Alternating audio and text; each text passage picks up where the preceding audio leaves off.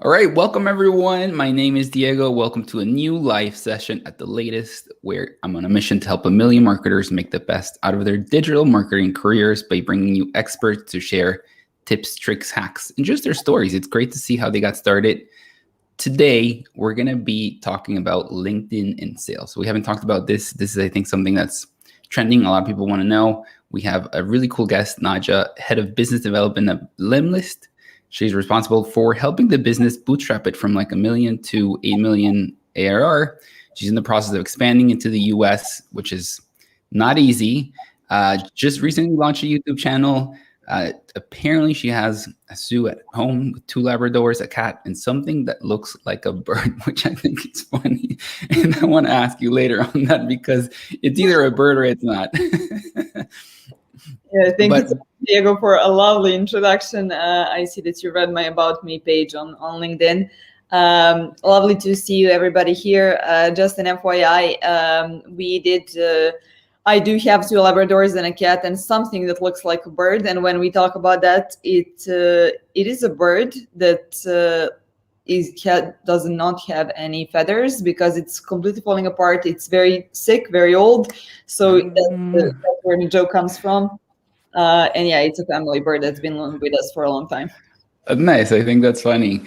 So LinkedIn, I've seen you super active. We had Book a couple of weeks back and he was like, you have to talk to her. She's nailed it as well on LinkedIn. I see you super active as well with people asking questions.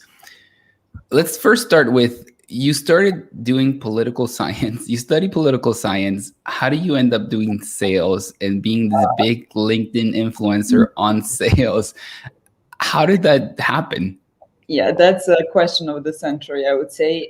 So as I would say, anybody that is currently in sales, I don't think anybody was in a college, just thinking, oh, I want to become a salesperson and I just want to sell the product and pitch to people and, just be in sales in general. I don't think that's kind of a career choice that you get when you're super young. You want to be, astronaut, princess, whatever it is when you're a kid. Specifically for me, when I was younger, so I come from Serbia, as you can hear from my accent a bit. So I come from Serbia, where sales was not even given as a career choice. Rarely anybody in Serbia right now does the sales as we perceive it right now, obviously in the world. So that was not even a career option for me. However, I studied journalism in a political science university, and I was always a fan of copywriting. My dad was also a writer, so that had a huge influence on me as well. While during my studies, I kind of got interested in marketing, obviously, based on the copywriting skills that I had.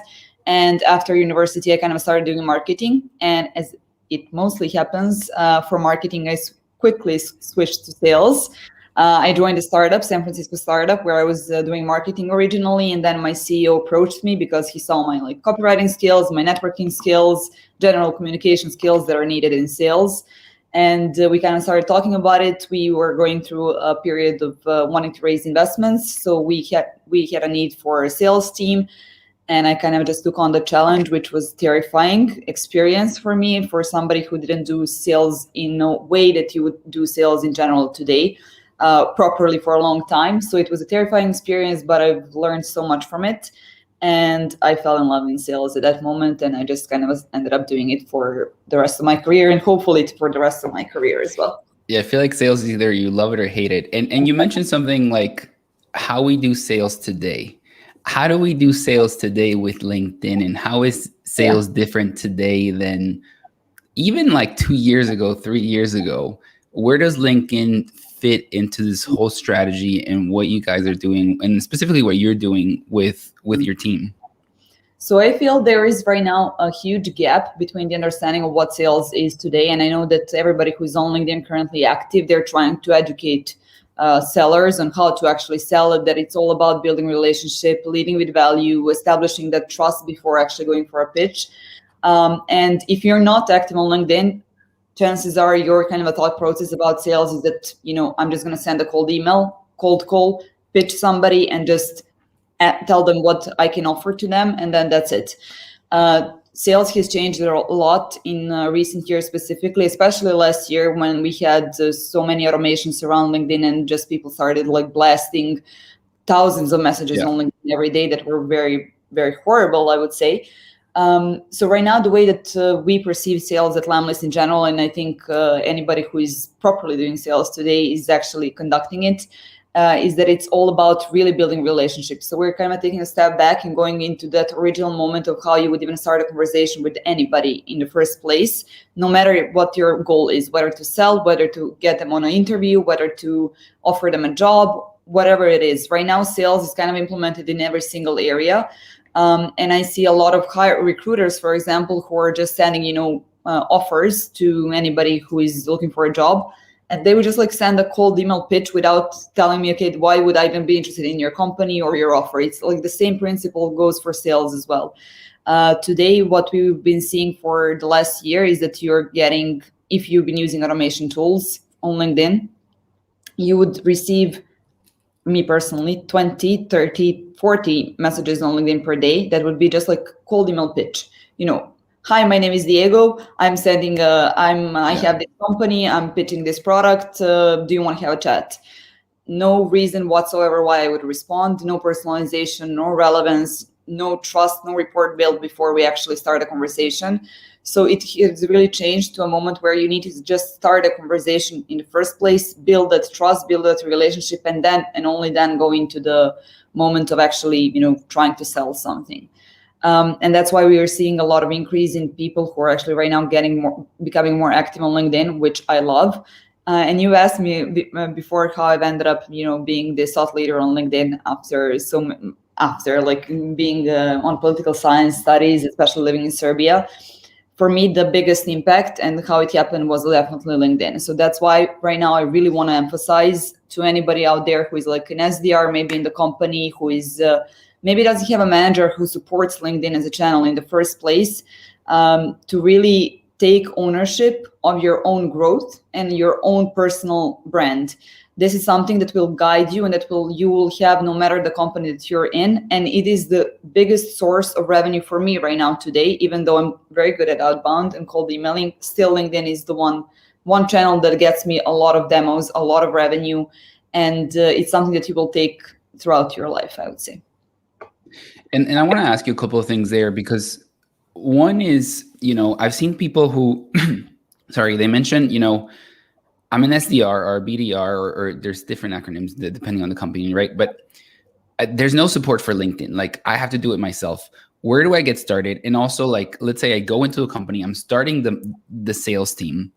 Where do I start as well? Like, if you look back at a year and a half ago when they came back to you and said, like, hey, one of your KPIs is kill LinkedIn, like make it work. And you're like, holy crap, where do I start?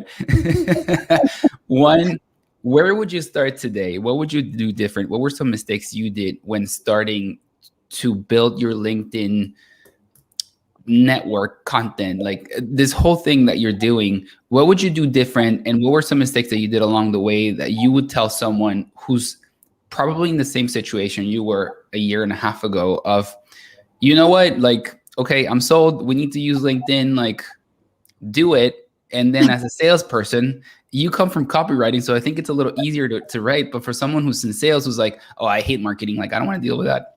Where do you start? It's a great question. And exactly as you said, so that's what happened to me a year ago. So about a year and a half ago, I joined Lemlist, and I joining as the head of sales and business development. And I look at my KPIs, and my KPIs are, okay, revenue, obviously, setting up the sales processes, scaling the team, and then LinkedIn. And as I said, I come from Serbia. We're not active on LinkedIn so much. I haven't been posting. I had like 400 connections on LinkedIn. And, you're seeing all of these thought leaders on LinkedIn. They're posting incredible content. And I was literally like watching all of it for years. And then it's the moment where I need to start doing the same. And I get very scared. I get very intimidated. And the first thing that I did, luckily for me, I had my CEO who was very good on LinkedIn at that moment. So I kind of started copying what he was doing, like just seeing what he has been working out for him. And that is the first tip that I would give, is to find thought leaders within your industry, so within your ICP, who are already posting content on the topic that you want to talk about, and check out what they're doing, how they're posting, what are the kind of trending topics in the industry that you want to emphasize on as well. And then just start going from there. So basically the first process will be kind of a learning process to see what is actually going to work for you. Biggest mistake that you can make, and I luckily didn't make this mistake just because of my CEO, otherwise I would definitely make it, is to start without a plan. So think of LinkedIn literally as a project that you're going to work on. And on LinkedIn specifically, and the way that the algorithm works, it's incredibly important to be consistent in your posting and to make sure that you're addressing the proper people. What I mean by that is that obviously you will be tempted to connect with your family, your friends, with your university friends, and just in general your network. But what will happen is that you will just be starting posting about the content that you care about, and you will not be reaching the audience that you need to reach. So the original first step for you would be to actually go ahead and start connecting with your ICP. So with your own potential clients that you want to talk to and give value to. So when I say about creating a plan is, I mean, literally identify what it is, the goal of your LinkedIn as a project. Is it for you to generate leads? Is it for you to build relationships, to seek advice, to maybe do some recruiting, to scale your team, to whatever it is? And based on that goal that you set up as a first step, you will then know what you're going to track. So the next step would be, okay, I'm going to track number of, let's say, likes, engagement, the number of demos that I'm getting, it will depend. Based on that, you will know how to take action, and you will create a plan on how often you will be posting, what will be the topics that you want to post about and talk about, and what will be your voice. Now, what is the learning for me that I had immediately is you start posting and you have this amazing post that you think is super awesome and everybody's going to react to, and you get 4 likes and you get posts. And then you're like, okay, what the hell am I wasting my time? Not cold calling, cold emailing, and just bringing revenue, but I'm on LinkedIn and I'm just like posting for hours and nothing is happening. And you get discouraged, you get demotivated, and you just kind of start neglecting it, and you start not doing it consistently. And that's the biggest mistake that you can make, because on LinkedIn specifically, it really takes time to build that credibility and build that network. It will take time, and you just need to be consistent. If you are, and if you're doing it properly, you will get results. So for me, it took about a year to actually come to 10K connections. However, I will highlight that those connections, I didn't accept anybody or just like connecting with anybody. I really had a specific ICP, and right now I have 10K connections of my perfect network that I like to talk to, that I like to engage with, that I like to give value to, and that I know that they will engage with my content as well. So it took a year, but it took right now only a year when I take a look back right now to come to this position where I am today. And let's actually dig deeper into those, because let's talk about tactics, because it's I think a lot of people on LinkedIn give you advice on like, oh, you should do this, and like you should have a plan, and you should connect with people, and and it's like, okay, I'll start connecting, but like, how do I connect? Like, how do you personalize this? So you talk about like define your ICP and follow people, right? So should you follow and engage? Because I think there's 2 things here with consistency, right? There's the consistency of like post, but there's also the consistency of engaging with those people, so you can actually kind of like extrapolate and like build that network. One is, which one's more important? Should you do both? For someone who's starting to build that network, starting to follow people, how much should they engage? Because I think posting, you can say like, well, once a day, 3 times a week works. But what about engagement, which I don't think a lot of people talk about? How much do you have to engage to get started? Perfect. So that's a great question. For specifically right now, what I'm seeing on LinkedIn is that people start to build their brands. They just start posting, and that's it. That will not work. When it comes to LinkedIn specifically, but I think it comes to any area of life. Yeah. You need to give to actually be able to receive, which means that for you to build your network, and the easiest way for you to build network is to really engage on posts that are seen by your ICP. So for example, the first thing that I did is that I followed 10 top thought leaders in sales, which is our ICP. and I started engaging with their posts. I had alert so that whenever they're posting, I would get alerted, their company in the first place, and I would just engage. And when I say engage, I don't mean like, oh, love this post or great post or what a useful comment. That means that you read what that person said, you read what they kind of gave as value, and you give your own thoughts, your own value, and you give value in the comment itself. And if that comment is good enough and well written, let's say in the first place, so that people are actually engaging with it, what will happen is that thought leaders who are following an ICP who is following that post, they will see your comment and they will be interested to actually check you out. That's the first way that you're going to get, first of all, connection requests. You're not just going to be going after them and connecting with them. You're going to get connection requests in return, and you will be in their eyes constantly. So like whenever I'm go on LinkedIn, I know who is going to engage with my posts first. Like I have top 10 people who are not even my clients, who I potentially will become a buyer because they are constantly on my feed and I know that they're following, I know that what they're doing. So engagement is number one thing that you should definitely do, and the first thing that you should do before even posting, to kind of create that network effect around you. After you engage, you simply start a conversation then on LinkedIn. So you would say, hey, I saw your post, just commented on it right now. Of course, it will be a bit more gentle than that. Loved your opinion on how you do this X, Y, and Z.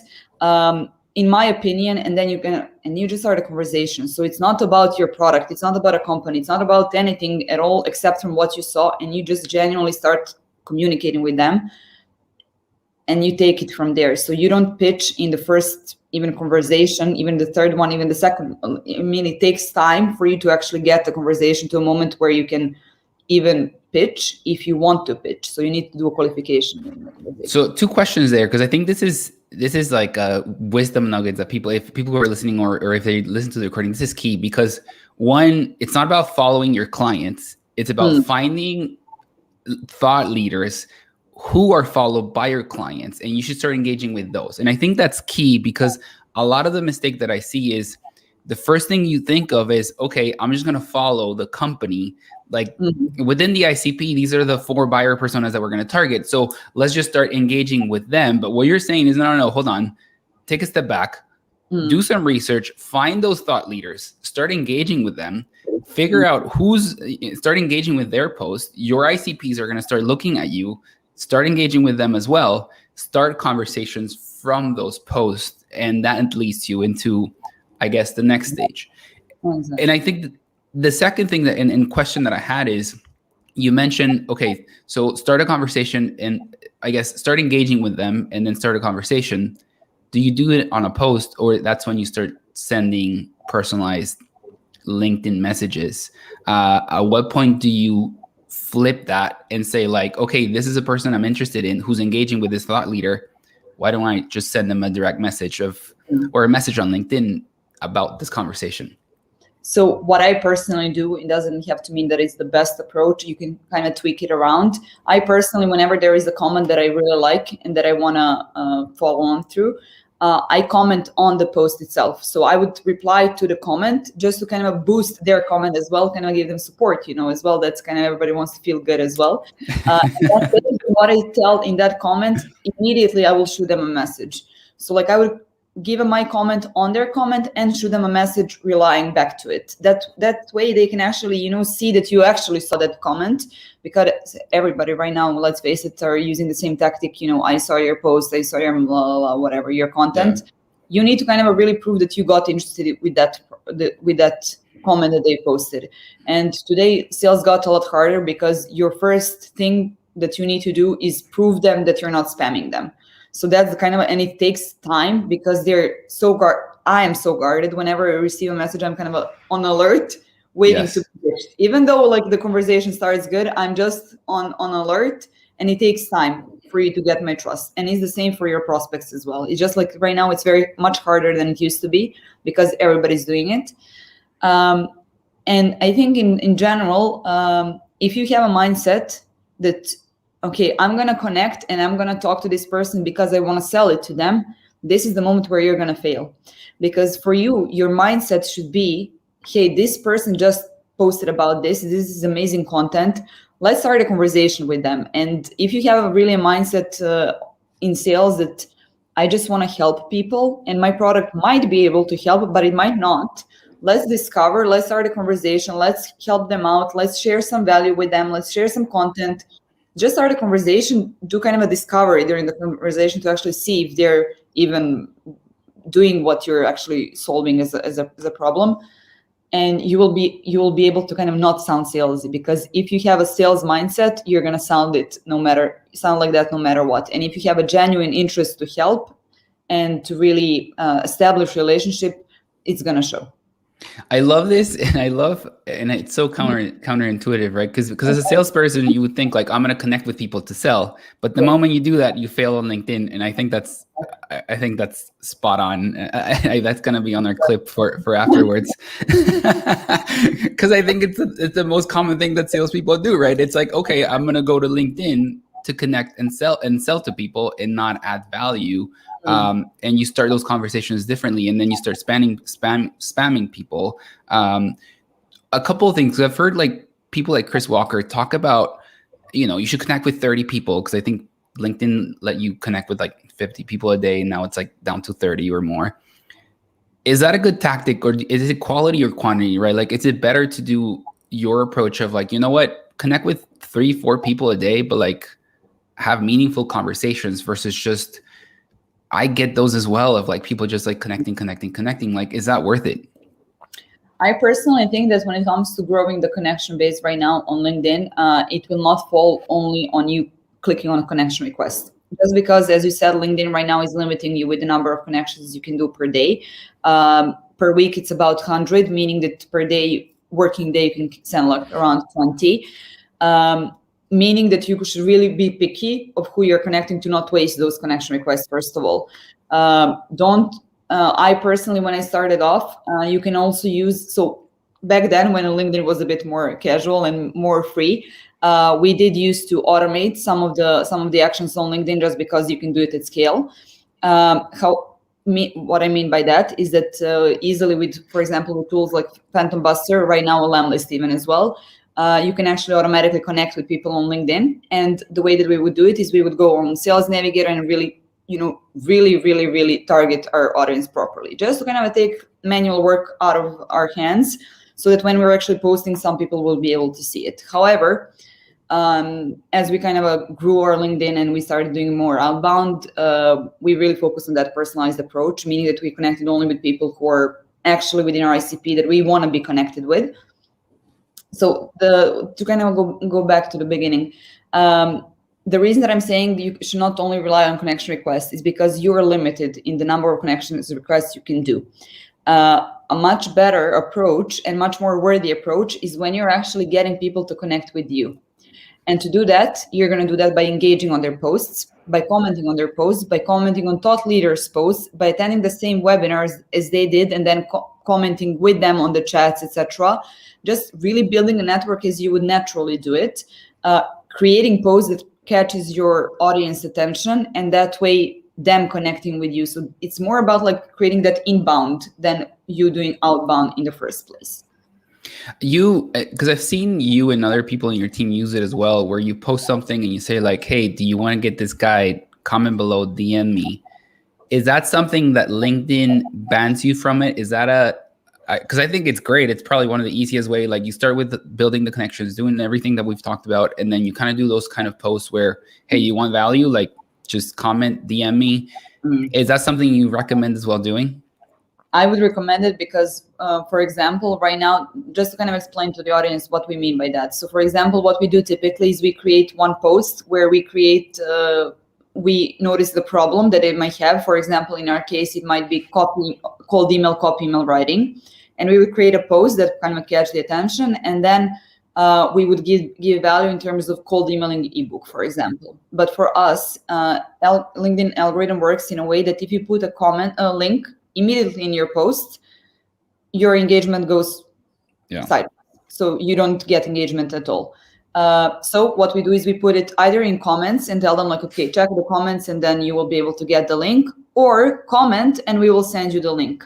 This is our favorite technique and it works wonderfully. Most of my revenue is coming from that because if you are just tell them, okay, I will put a link in the comments, you will not be able to know who is actually asking for that content. You need to get those leads. You need to get those people who you want to start a conversation with to actually comment. And by them commenting, it will be appearing on other people's posts, feeds as well. So like you create that extra attention and extra engagement just by having people commenting on your posts. And it's a very, very, like, I would say it's not a sneaky technique. Just because you're helping more people in that way in the first place, you're reaching more people in the first place, and then it depends on how you reach out to them. So in our case, we would not just like send a freaking link to all the ebook and that's it. I can actually show you if you like. Maybe I can. You should be able to share a screen if you want.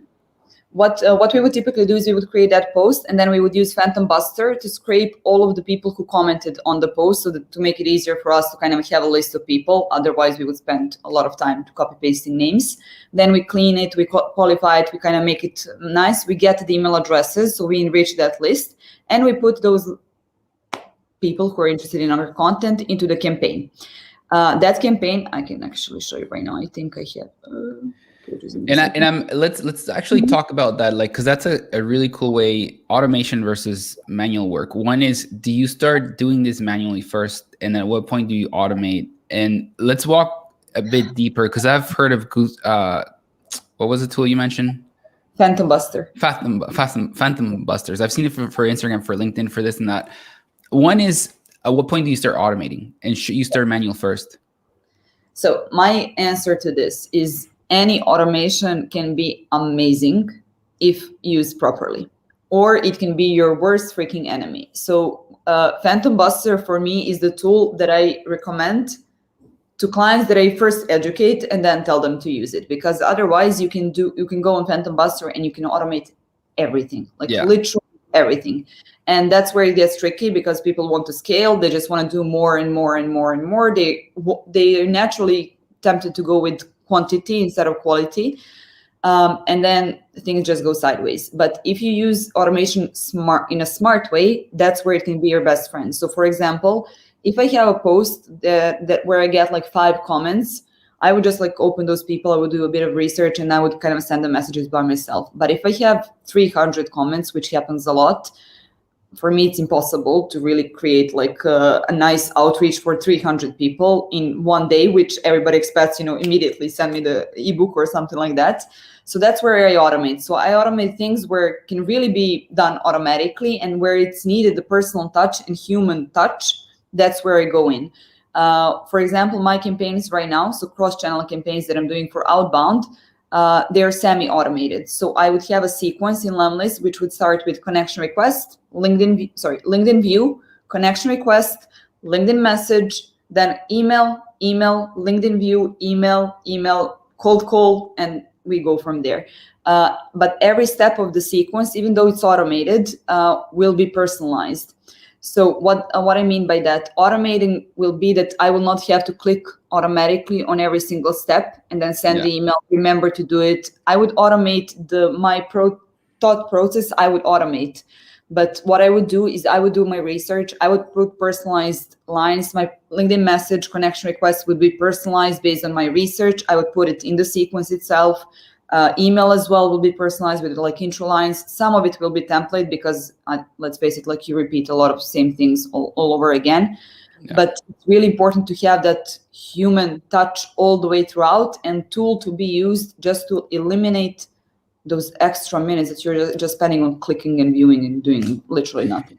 And what I like about this too is like, it's a guerrilla approach of sales or marketing for doing ABM. Like, you don't need super expensive tools to do ABM. Like, a lot of people, when they think of ABM, it's like, oh man, I have to buy this software that does like XYZ. When at the end of the day, I think if you have a good list, and if you know how to, maybe not hack LinkedIn, right? But like, if you're providing value and you're doing the things that you do, you're reaching your ICPs in a much friendlier, natural way that's not intrusive, right? It's not like, oh, here comes another salesperson like sending me this email or this message on LinkedIn that says like blah blah blah, I'm done. Like, you lost me there. Exactly what's up right now. I think for my sales team, the budget that we're spending right now for sales outreach, so I don't to exclude CRM and to exclude just to exclude CRM actually, it's literally $150 for us to automate LinkedIn, email, cold calling, and scraping and enrichment of the tools. And it's really a matter of just finding the proper tools that can get you there, and having a good mindset to do it. Go ahead. I see you. No, we had Andre I think 2 weeks ago, and he was saying like the ramen sales stack, the ramen approach to like sales stack. You don't need expensive tools. Like you can do it for like $200. You can get a ton of value and do it very quickly. You mentioned team. How do you train your team to do this? Because let's say like, okay, you've nailed it. You've got it covered.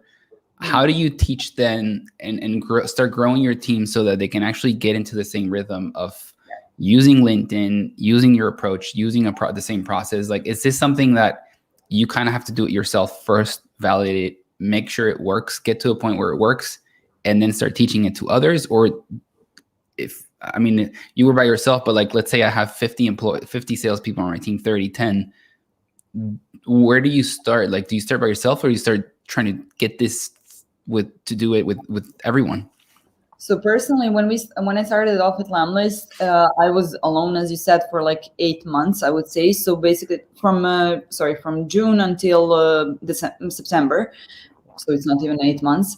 What happened is that during that time, I was my mission was to test the hell out of everything. So like to really a lot of processes, a lot of experiments, start doing outbound. Like I was literally like one person team who was doing everything. So like marketing, sales, everything that you can imagine, to really figure out what is going to work before I actually even scale it, or before I hired a team.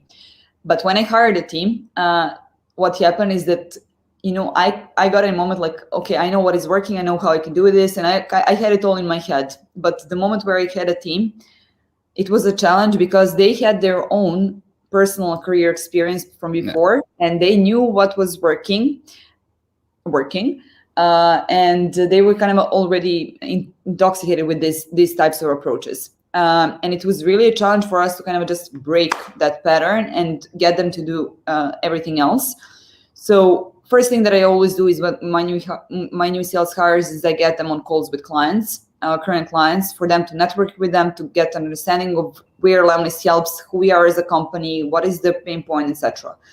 And in that time, during the first month too, while they're getting onboarding, I would push them to start posting on LinkedIn, to start exploring, to come up with new techniques, to kind of start doing a bit of outbound in a different way. So I would do a lot of coaching.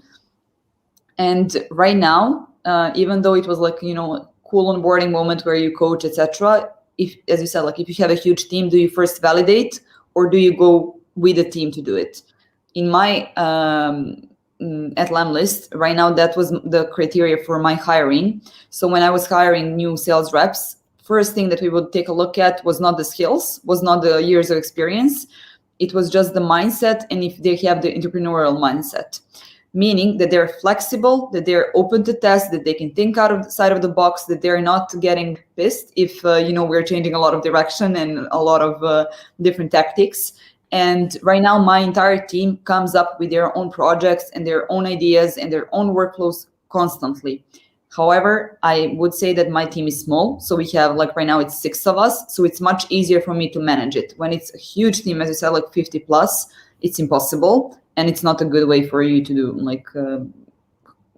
You will not be able to trust 50 plus sales reps to do it without making a mistake. I would say then first validating by yourself is the number one thing. And that's why I love salespeople and sales leaders who are actually hands-on and they're actually doing stuff with their team and not just, giving direction and then executing it without testing it by themselves. And then one thing I've seen you talk about on LinkedIn is burnout. Because I think I've been in sales and it can be hard, mentally, psychologically, you're calling people, you're sending emails, you're doing this, you're doing that, and you're getting no's. Plus now I have to do LinkedIn. I have to post every day. I have to engage with people. Man, it feels like LinkedIn becomes this another thing I have to do more than this thing that I should be enjoying, and that medium, like you're not going to see results quickly, right? It's just going to take a bit of time. What are some things that you work with your team to avoid that burnout? Because I think it's very easy, one, as a salespeople to get to that point, but two, if you add the LinkedIn layer into it, it just feels like this pressure of like, I need to be like, it's visual, right? Like this is different than like, I have my CRM, I have my quota, like I'm actually posting stuff and it's shitty, like everyone sees it, right? Like, I can't hide like the things that I'm doing on LinkedIn as a salesperson, like it's bad. How do you avoid that burnout? So burnout for me has been the topic that I love to talk about right now, even though I didn't love to experience it. First thing that I would like to say is when I posted on this topic the other day when it comes to the burnout, and I had one person commenting that it's all about like not having enough processes or enough coaching. And it kind of hit me deep, because what it means is that if you have everything properly set up and you're burning out, that means that it's your fault. Personally, for me, I've had everything set up properly. I'm very organized when it comes, before I had my team. Right now, it's a bit harder for me to get organized. But when I was by myself, everything was running smoothly. I was getting revenue. I had amazing results. Everything was well. It's just that sometimes tired is just tired. Meaning that when you're in sales, I don't know any salesperson who is finishing their job at like 5 p.m. and just closing the laptop down and going away. It's not possible. You're going to get a text at 1:30 p.m. in the evening from a client, and you're going to respond because you know you need to respond to get them quickly. It will take a toll on your personal life, and just in general, we know in sales it's very hard to not get stressed all the time. It's not only about the rejection. For me, rejection I don't mind because it's just like a part of the job. It's more about trying to accomplish all of the things and just do it all in time, and sometimes not being able to do it in time. For me, the way we handle it at Lemlist, and I think the reason that I wasn't able to handle it before in my career is that first thing that you need to do is to have around you is just your support system. So that means not only your friends and family, first of all, your friends and family, but having culture and company that supports you. So from now on in my life, in my future career, first thing that I would ask and that I would take a look on when I'm actually joining a new company is just how the management is when it comes to kind of a burnout, and what are their thoughts on it.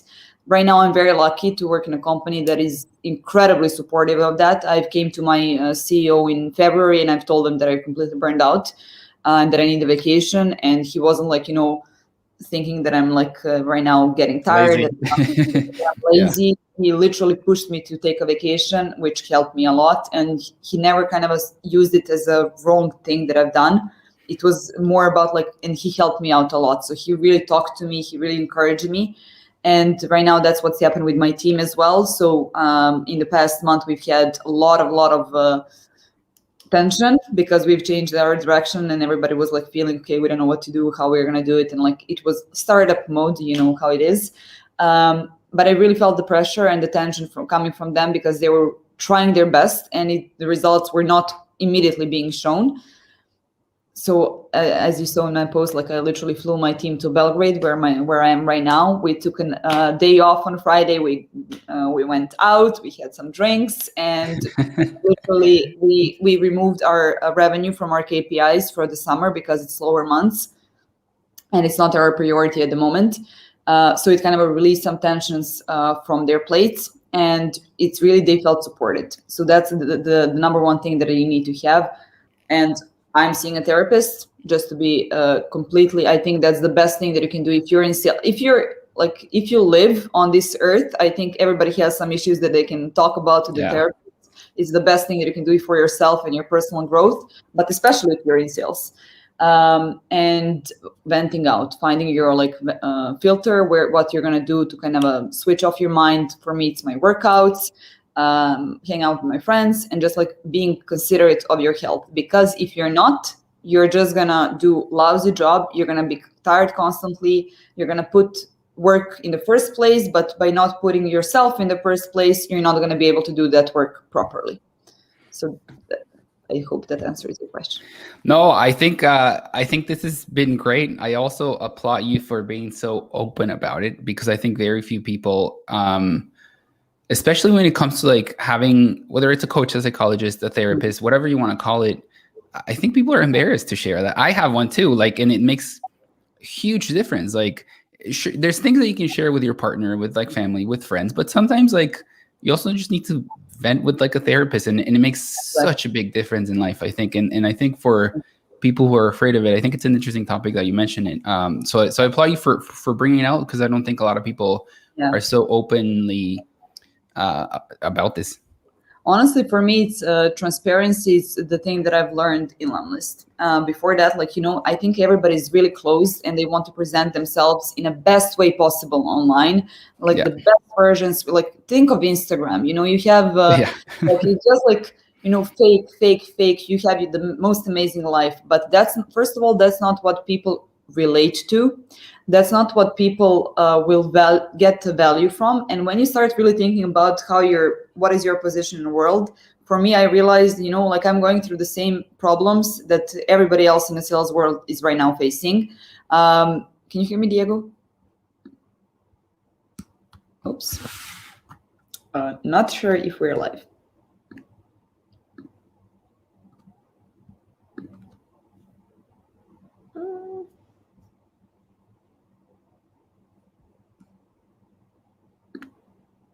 Okay, I must have frozen, and this is amazing. I have no idea what to do now. If everybody's watching me, this must be so funny.